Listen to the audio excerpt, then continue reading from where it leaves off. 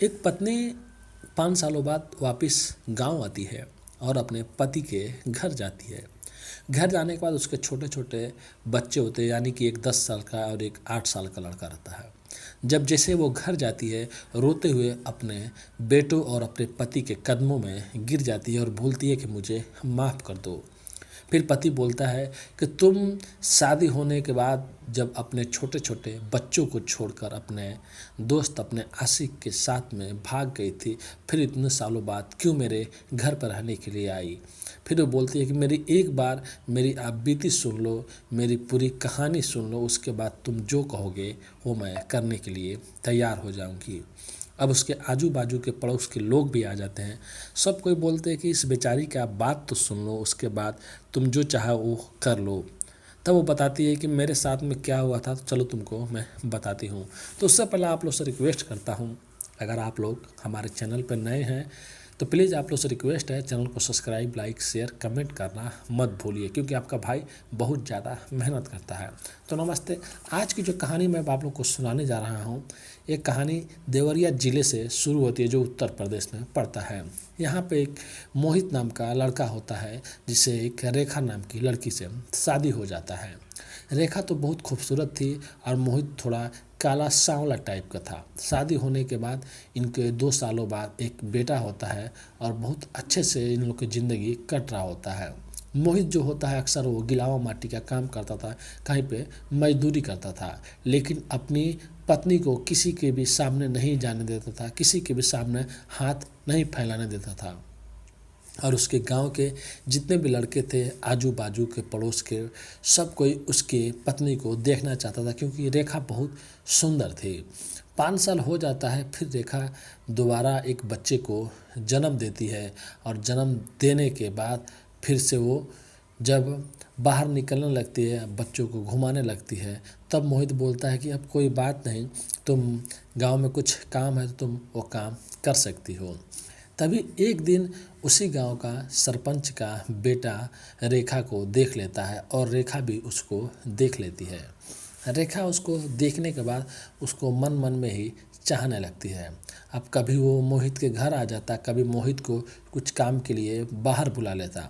मोहित को थोड़ा भी शक नहीं होने दिया कि वो उसकी पत्नी से प्यार करता है और उसकी पत्नी भी उसके मतलब सरपंच के बेटे से प्यार करती है। अब 1 या 2 दिन 4 दिन ऐसे हो जाता है। अब कुछ भी रहता है काम तो सरपंच का बेटा मोहित से बोलता। अब ऐसे ऐसे करके मोहित बोलता है कि मेरा घर बनवा दो, हम लोग बहुत गरीब आदमी है, आवास अगर आता है तो आवास भरवा दो। सरपंच का बेटा बोलता है जो चाहो तुम मैं करवा दूंगा, टेंशन मत लो। फिर 1 सालों बाद उसका आवास का पैसे भी आ जाते हैं और उसका घर भी बन जाता है। अब घर बनने के बाद मोहित और सरपंच के बेटे को मानने लगता है कि चलो हमारे लिए कुछ तो ये किया। अब उसके बाद अक्सर उसके घर पे आया जाया करता था। उसके पत्नी को कहीं जाना रहता था तो वो उसको लेके जाया करता था, क्योंकि वो उसको भाभी बोलता था और उसकी पत्नी से कम 6 साल उसकी उम्र कम थी। अभी सरपंच का बेटा 17 या 18 साल का होने वाला था और जो रेखा थी वो 25 या 26 साल की थी। इसके लिए मोहित ज़्यादा उन लोगों पे शक नहीं करता था। लेकिन अचानक एक दिन रात का टाइम हुआ था और मोहित जब घर पे आता है काम करके तो देखता है कि उसकी रेखा घर में नहीं है, और घर में नहीं है तो पूरे गांव में बवाल मच जाता है। रेखा को उसके ससुराल में, उसके बहन के घर, हर जगह मोहित पूछता है, कभी किसी को पता ही नहीं चलता है। इधर बाद में ये भी पता चलता है कि सरपंच का बेटा भी नहीं है। फिर किसी और कोई और के कहने पे पता चलता है कि रेखा और सरपंच का बेटा ये दोनों लोग दिल्ली चले गए हैं और दिल्ली में रह रहे हैं। बेचारा मोहित अपने 2 साल के बेटे जो पैदा हुआ था वो लगभग अब 3 साल का हो गया रहता है। अब 3 साल होने के बाद छोटा वाला बेटा और बड़ा वाला बेटा 5 साल का रहता है। दोनों को देखता है, काम करता है और अपनी ज़िंदगी बसर करने लगता है। धीरे धीरे वो उन लोगों को स्कूल में भी दाखिला करा देता है और उन लोगों को सुबह सुबह खाना बनाना, कपड़े पहनाना, फिर से अपने मजदूरी पे चला जाता था। इधर 5 साल, जो 3 साल का बेटा था, ये 5 साल बीत जाता है, 8 साल का हो जाता है। और 8 साल होने के बाद वो लड़का 10 साल का हो जाता है। इधर रेखा जब इसके साथ में दिल्ली गई थी, दिल्ली जाने के बाद उसके साथ में रहने लगी। फिर सरपंच का जो बेटा था उसके साथ में मस्ती मौज करने लगा। वो पैसे कुछ घर से लेके गया था और घर से लेके जाने के बाद जब पैसे कुछ महीनों में ख़त्म हो जाता है तब वो बोलता है मैंने तो कोई काम किया ही नहीं, घर पे मैं बस वैसे घूमता था और खाता था। हाँ, तुमको कोई काम आता है तो तुम कर लो और हम लोग बाद में कोई काम मैं भी ढूंढ लूँगा। अब जो रेखा थी वो इसके बहकावे में आ गई होती है, वो एक कंपनी में काम करने लगती है। अब धीरे धीरे 1 साल हो जाता है, 2 साल हो जाता है, यानी कि रेखा कमा के लाती तो सरपंच का बेटा उसके साथ में खाता था, सोता था, ऐश करता था, लेकिन इससे शादी भी नहीं करता था और पैसे कमाते भी नहीं जाता था। ऐसे कर करके कई साल बीत गए। फिर रेखा को एहसास हुआ कि मैं ज़िंदगी भर पैसे ऐसे कमा के लाऊंगी और एक घर में ही बैठ के खाएगा और मेरे साथ में सब मौज मस्ती करेगा। इससे तो अच्छा मेरा पति था, वो कमा के लाता था और मेरे को घर में रखता था और मेरे बेटे भी वहाँ पे छूट गए। इसके साथ मैं रहूँगी तो कभी भी मेरे साथ कुछ भी हो सकता है। फिर एक दिन सरपंच के बेटे के साथ में इसकी झगड़ा हो गई। सरपंच का बेटा बोला मैंने तुमको भगा के नहीं लाया, मैं तो कमाने भी कभी नहीं गया, तुम कमा के मुझे लाती थी, खिलाती थी और तुम्हारा हवस तुम्हारे अंदर थी वो मैं पूरा करता था। अब उसके बाद इन लोगों में झगड़ा हो जाता है। झगड़ा होने के बाद तब वो पत्नी सोचती है कि मैं अब किसके पास जाऊं, किससे मदद मांगूं। फिर वो क्या करती है अपने पति के फिर वापस उत्तर प्रदेश देवरिया आती है और अपने पति के घर जाती है और उसके पैरों में गिर जाती है और रोने लगती है।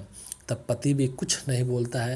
ये कहानी सुनने के बाद आसपास के पड़ोस भी कुछ नहीं बोलते हैं, लेकिन कहने वाले सब कोई कहते हैं कि मोहित क्या करेगा, जाने दो, अभी ये गलती की माफ़ी मांग रही है और तुम्हारे 2 बच्चे हैं।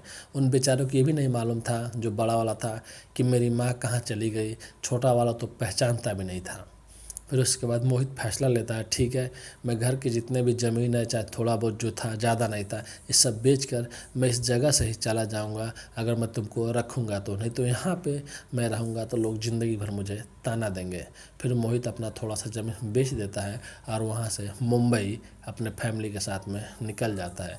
फिर रेखा अपने मोहित के साथ और अपने बच्चों के साथ में वहीं पर अच्छे से खुशी से रहने लगती है। और रहने के बाद फिर से कुछ सालों बाद फिर से उनका एक बेटा होता है और फिर अब वो तीनों बेटों के साथ में खुद से वो बम्बई लेके रहने लगता है और कभी भी गांव नहीं लेके आता है। तो आज की कहानी यही थी दोस्तों। कहानी कैसी लगी कमेंट करके ज़रूर बताइएगा और इस कहानी को आप लोग को सीख क्या मिली ये ज़रूर बताइएगा, क्योंकि पति कोई भी रहेगा तो आपको काम करके कमा के ला के खिलाएगा।